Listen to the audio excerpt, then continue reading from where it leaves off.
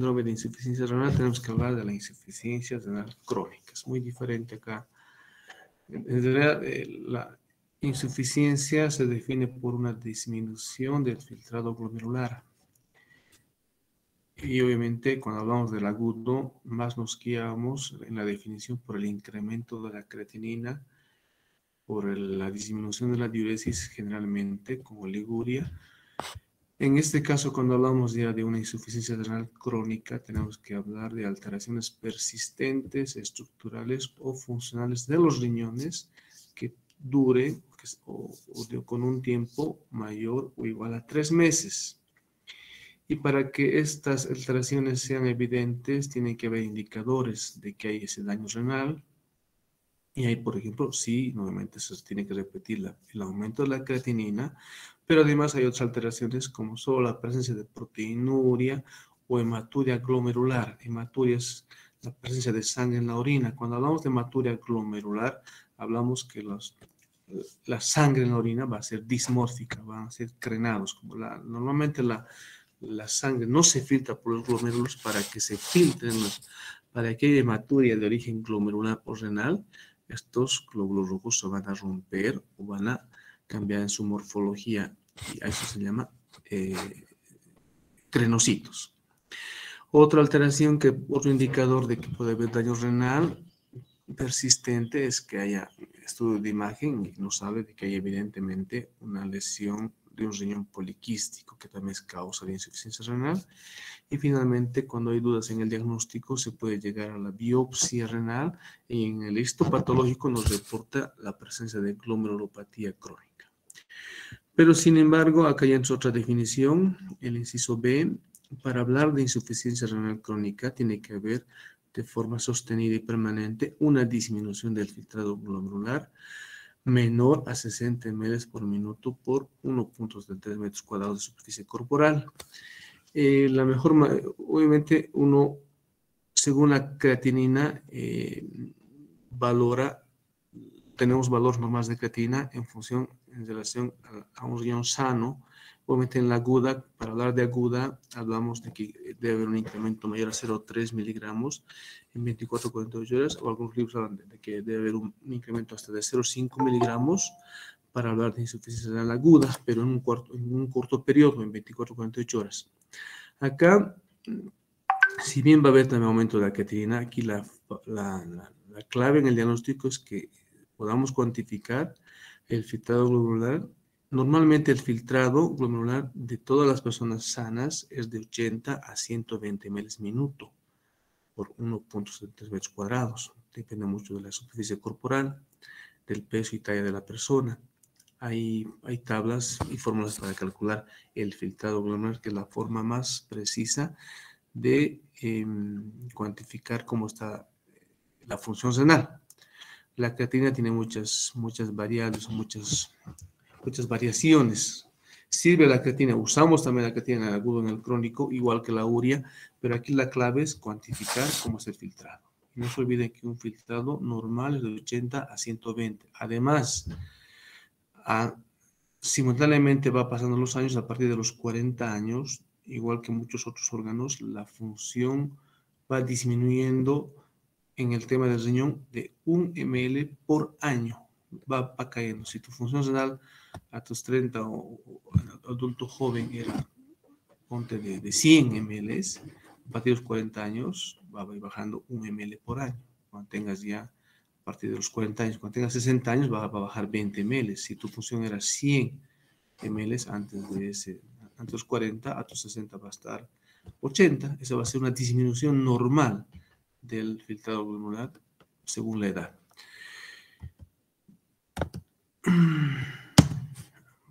Otra vuelta quiere colgarse. Un segundito, joven. Quiero avanzar.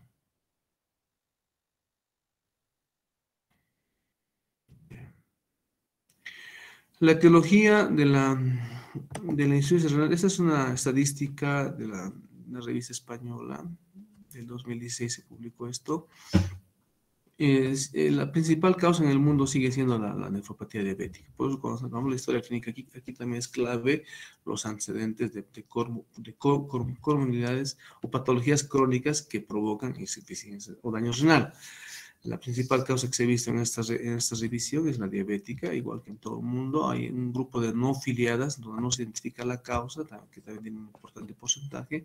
Luego vienen las vasculares. Las vasculares básicamente tienen que ver con la hipertensión arterial. Era mejor acá colocar nefropatía hipertensiva para que sea más claro, pero también hay otras alteraciones vasculares que pueden causar insuficiencia renal. En cuarto lugar tenemos las glomerulonefritis, las nefritis intersticiales, las por riñón poliquístico, por problemas sistémicos y también las hereditarias. Cuando hablamos de la patogenia y fisiopatología de la insuficiencia renal, tenemos que recordar, por ejemplo, la diabetes, que es la principal causa de insuficiencia renal crónica. Lo primero que la nefropatía diabética va a causar pérdida de nefronas funcionales. O sea, cuando hay nefropatía diabética y hay compromiso de las nefronas, va a caer, evidentemente, la función renal. Y esto va a provocar que el filtrado glomerular disminuya.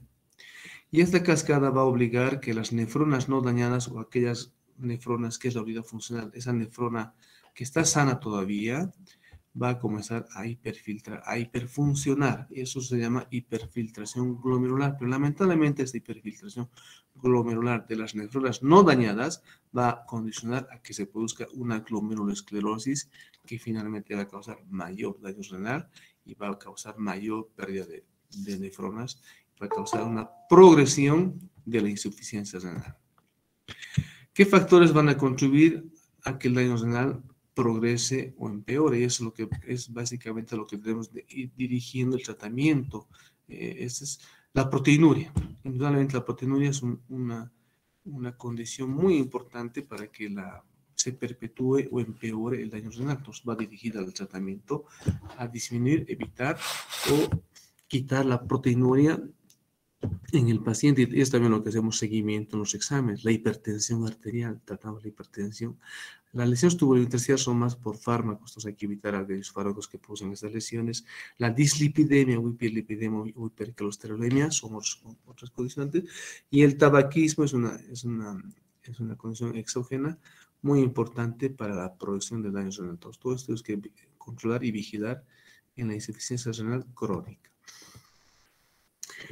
¿Qué alteraciones se van a producir en la insuficiencia renal crónica desde el punto de vista Saben que ustedes, una de las principales funciones del riñón es el equilibrio hidroelectrolítico y del equilibrio ácido-base. Entonces, cuando estas se alteran, van a haber alteraciones. En esta parte sí tenemos que avalar, vamos a repetir también en la parte clínica, normalmente o lamentablemente la insuficiencia renal crónica es asintomática.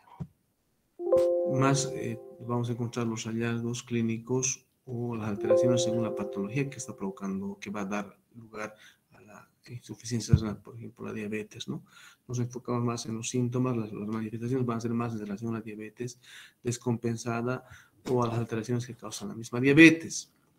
La insuficiencia renal como tal se mantiene hasta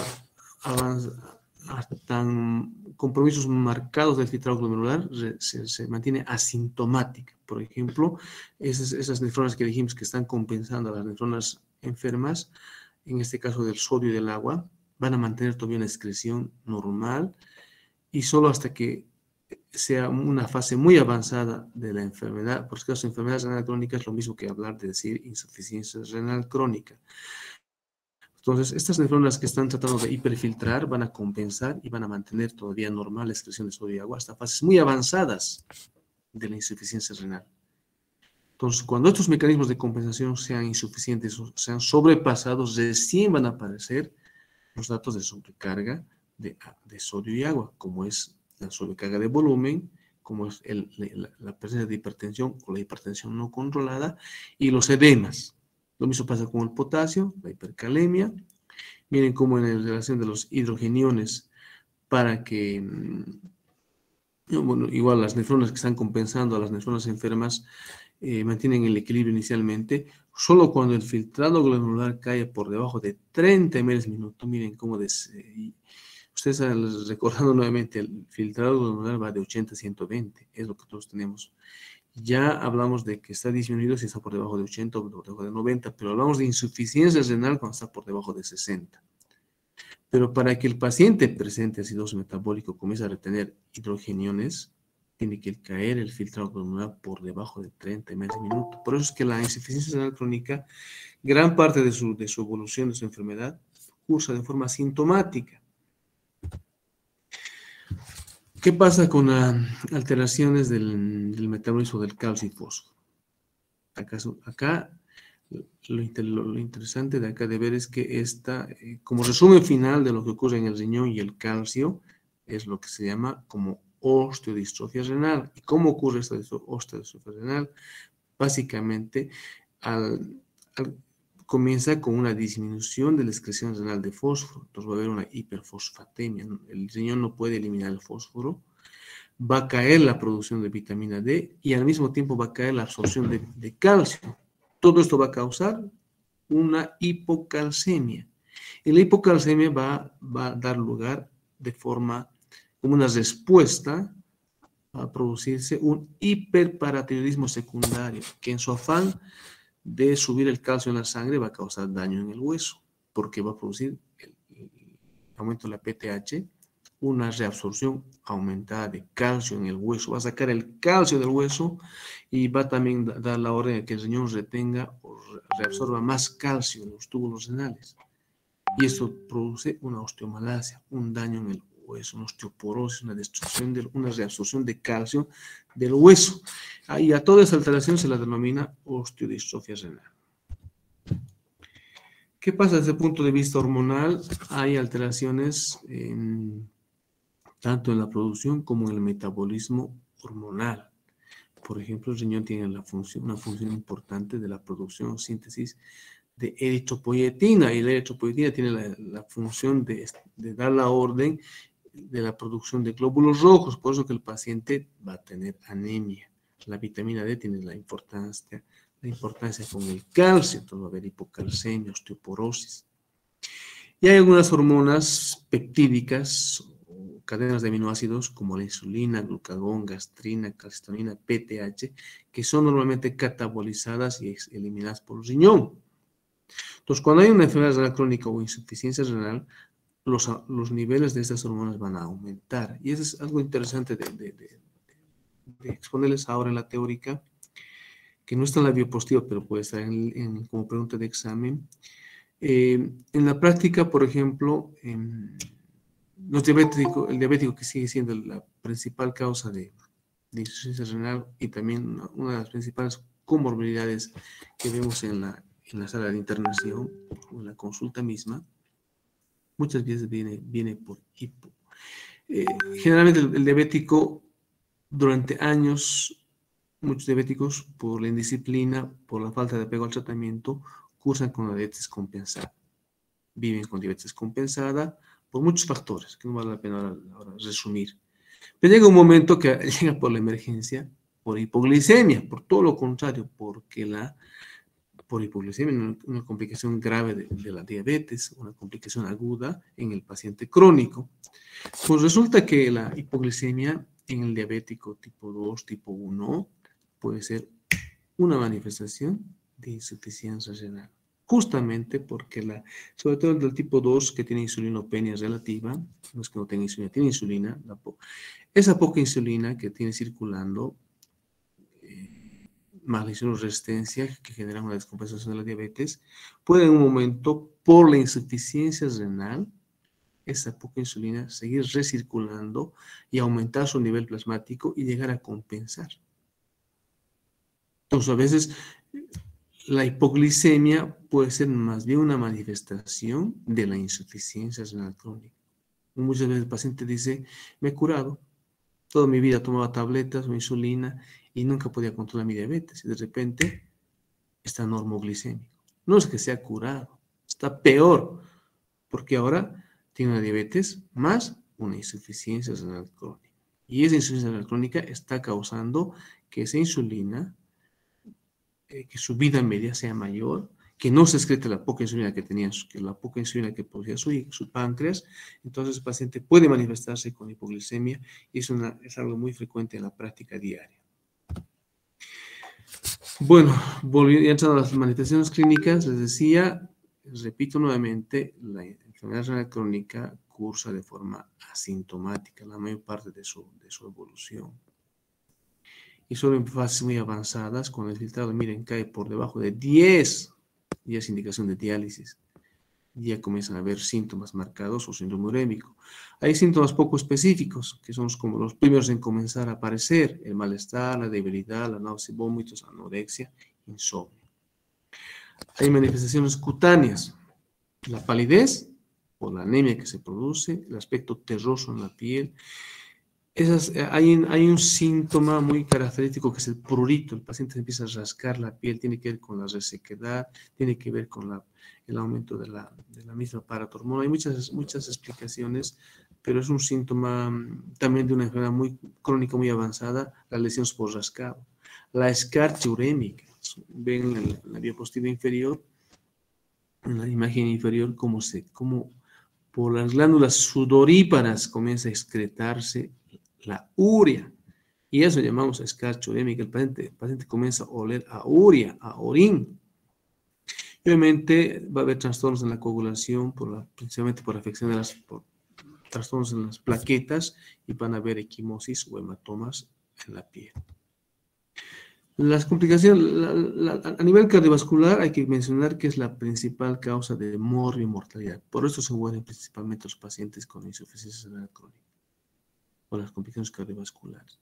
Obviamente va a haber mayor hipertensión arterial, una hipertensión difícil de manejar, y esto va a condicionar una cardiopatía isquémica o hipertrofia ventricular. Entonces eso hay que ver.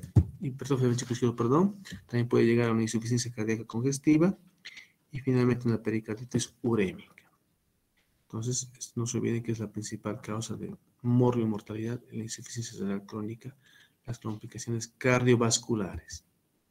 A nivel del pulmón puede haber dos tipos de edema. El típico edema de pulmón es el edema cardiogénico por aumento de la presión hidrostática, es evidente.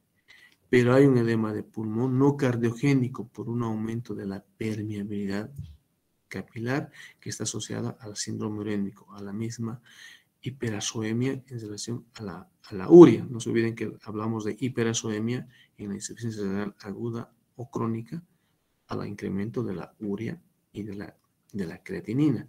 Entonces, cuando hay hiperazoemia, sobre todo las consecuencias de la urea, puede haber un edema agudo de pulmón no cardiogénico por un incremento de la permeabilidad capilar. Pero obviamente es más frecuente el edema agudo de pulmón de origen cardiogénico por un aumento de la presión hidrostática. También el paciente va a estar sujeto o va a presentar infecciones pulmonares típicas o atípicas. Finalmente puede cursar con fibrosis y calcificaciones a nivel pulmonar. Otro problema que vemos en la práctica diaria asociado a la insuficiencia renal por el que se interna el paciente son las complicaciones neurológicas. Entonces el paciente puede llegar a y lamentablemente llegan así los pacientes, ¿no? Diabéticos o hipertensos de larga data llegan por un stroke.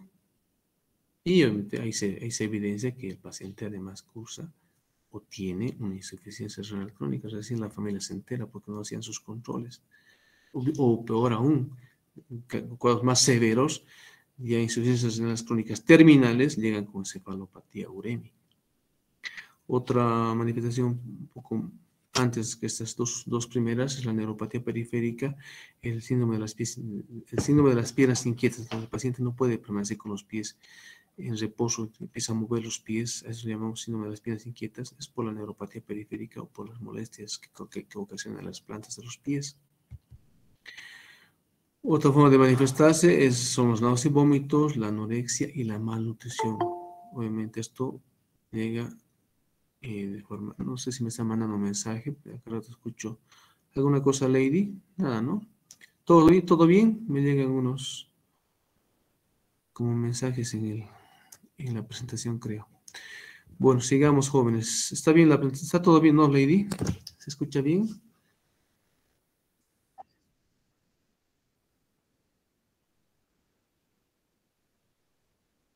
Y tengo que salir para aceptarlos, o sea, se supone que ingresan automáticamente, ¿no ven?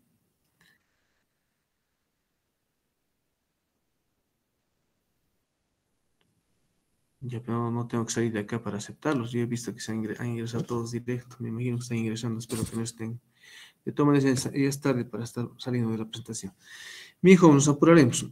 Entonces, el tema digestivo es otra forma como pero como ustedes verán, son manifestaciones un poco inespecíficas, aunque el mismo síndrome urémico va a cursar con náuseas y vómitos, pero de una forma. El síndrome urémico es una etapa muy terminal de la enfermedad. Pero si el paciente va a estar desnutrido por estos aspectos, incluso puede haber lo que llamamos factor urémico, que también va a haber ese aliento a urea, a orín, igual que se ve en la escarcha urémica en la piel. Entonces, pero esos son hallazgos semiológicos de una enfermedad renal muy avanzada, muy terminal. Desde el punto de vista hematoinmunológico, tenemos a la anemia. Saben que hay un compromiso hormonal, tiene que ver con la disminución de la eritropoyetina. Entonces el paciente cursa con anemia. Normalmente la anemia es normocítica, normocrómica. Todo lo que acá se explica puede entrar en el examen, ¿no? Hay gente que solo ve las diapositivas, pero uno tiene la obligación en la teórica de explicarlas y desarrollarlas. Entonces, pues uno tiene que ver reclamos que no decía que decía. Básicamente, cuando hablamos de cuál es la anemia que se presenta en la insuficiencia renal crónica, es normalmente una anemia normocítica, normocrómica. También puede haber leucopenia, con la fagocitosis disminuida, por eso también las infecciones son un poco más, son propensos o tienen riesgo de infecciones bacterianas. Y la trombocitopenia o plaquetopenia, y también la trombocitopatía, porque no solamente está comprometida el número, sino también la función plaquetaria, va a dar lugar a que el paciente tenga equimosis, hematomas. Ustedes le tocan o le canalizan la vena, le toman la muestra de sangre, tiene lesiones equimóticas más extensas. Entonces, esto es por el compromiso tanto cuantitativo como cualitativo de las plaquetas. Nuevamente hablamos del tema del compromiso óseo. El compromiso óseo tiene que ver básicamente con lo que hace un momento explicamos, la osteodistrofia renal, tiene que ver con que hay hipocalcemia, hiperfosfatemia e hiperparatiroidismo.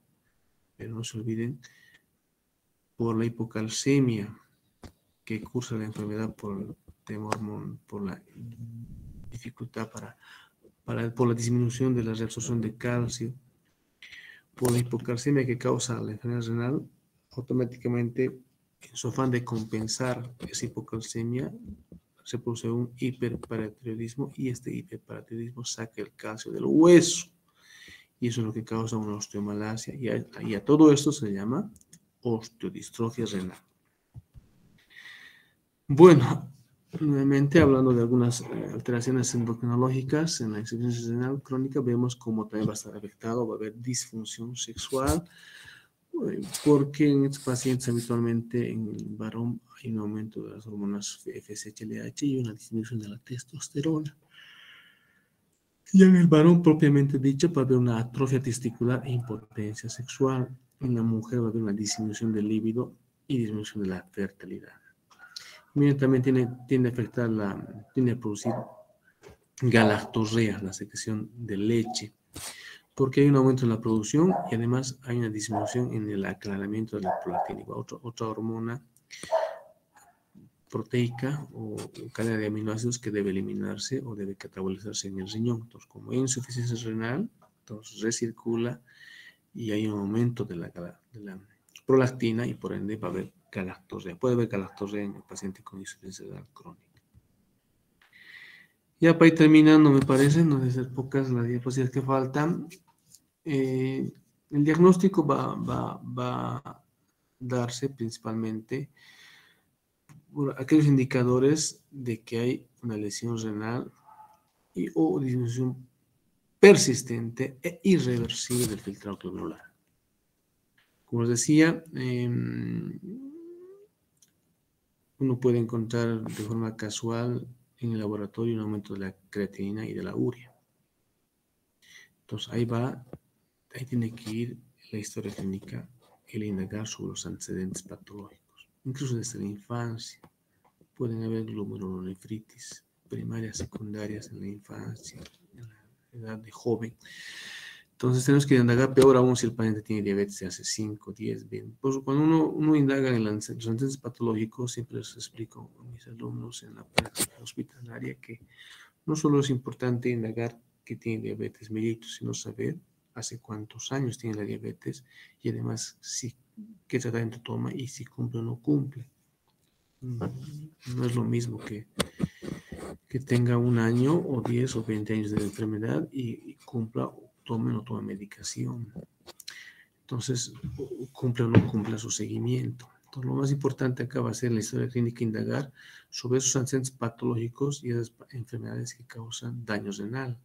Y eso asociado a un incremento persistente de la creatinina y de la urea. Y además que no disminuya con el tiempo, sea irreversible, nos habla de que estamos frente a un paciente con enfermedad renal crónica. Hay que evaluar entonces la gravedad, calculando el filtrado glomerular o aclaramiento de creatinina. Por si acaso, el filtrado glomerular se lo calcula en base a, hay varias tablas, incluso los celulares tienen aplicaciones para calcular.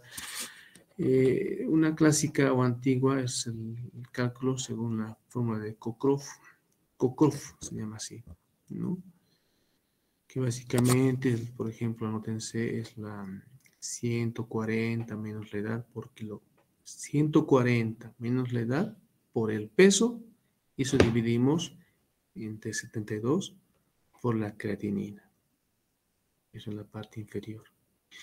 Y obviamente ustedes como saben que la creatinina tiene mucha importancia en la masa muscular, en el varón se queda así, pero si es mujer se multiplica ese resultado por 0,85. Pero no se olviden, es una fórmula bastante práctica, pero ahora hay otras fórmulas en las aplicaciones del mismo celular, entonces uno puede, solo te pide colocar, siempre tenemos que tener la edad, peso, creatinina, son parámetros que no fallan, y obviamente también el sexo, son variables que siempre tenemos que tener para calcular el filtrado glomerular. Son tablas no, la de Cockcroft es la un poco más inexacta, hay otras tablas de UKPDI, ustedes van a encontrarlos en las aplicaciones o en la internet, son tablas para calcular el filtrado glomerular.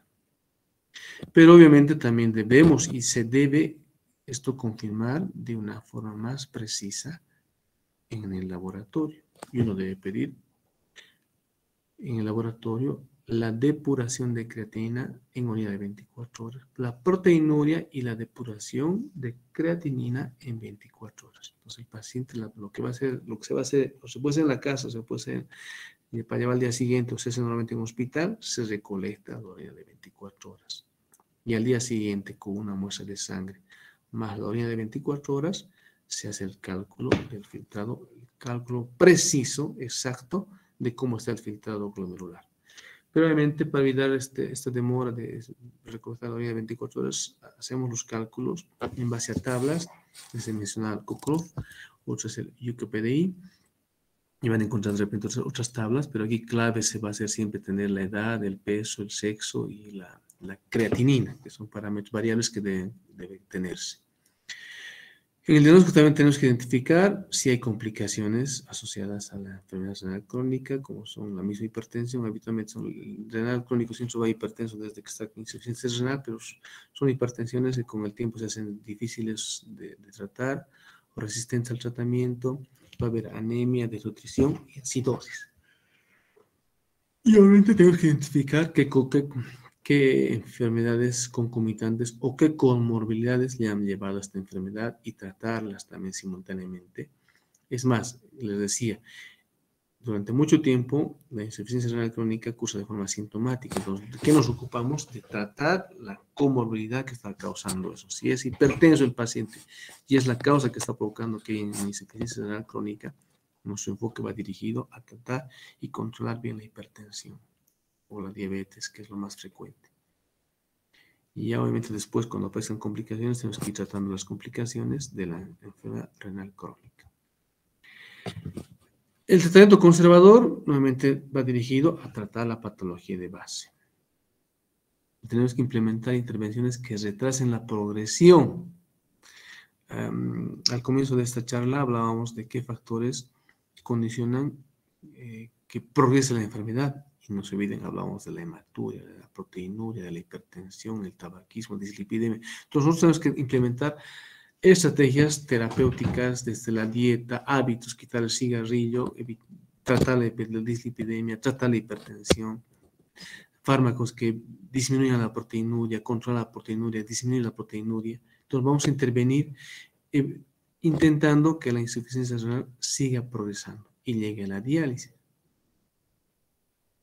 Como tercer punto, vamos a prevenir y tratar complicaciones de la insuficiencia renal crónica. Vamos a prevenir y tratar las enfermedades concomitantes que van asociándose a la enfermedad renal crónica. Y muchos pacientes tenemos que ya ir preparándolos para su tratamiento de diálisis o de trasplante renal. Uno ya tiene que ir viendo con la experiencia qué paciente tiene que ir a diálisis. Entonces uno ya tiene que preparar, por ejemplo, la fístula arteriovenosa para que ingrese a diálisis, o tiene que ir ya viendo el tema de que se consiga el donante para el trasplante renal, que sabes es muy difícil de conseguirlo. Obviamente vamos a evitar darles nefrotóxicos, ¿no? Los fármacos nefrotóxicos, principalmente los AINES, los CIECAS, algunos antibióticos, debemos de evitar en el curso de esta enfermedad para que evitar más daño. Por ejemplo, mandarle un estudio con contraste a un paciente con insuficiencia renal crónica, lo tengo que pasar 1000 veces el riesgo-beneficio. Sé que se lo voy a exponer a un estudio de tomografía con contraste o otro estudio con contraste endovenoso, voy a causar, estoy dándole un nefrotóxico. Entonces tiene que ser realmente, tiene que tener una indicación que me obligue a hacer el estudio y dar los fármacos para prevenir ese daño renal por los contrastes. Y obviamente la vacuna neumocócica y la vacuna para hepatitis que debe recibir todo paciente con enfermedad renal crónica. Bien, jóvenes, como todos ustedes, igual tengo que ir al hospital. De todas maneras, si hay alguna pregunta, tenemos unos minutos. O si está todo claro, mucho mejor. Estoy atento a cualquier duda.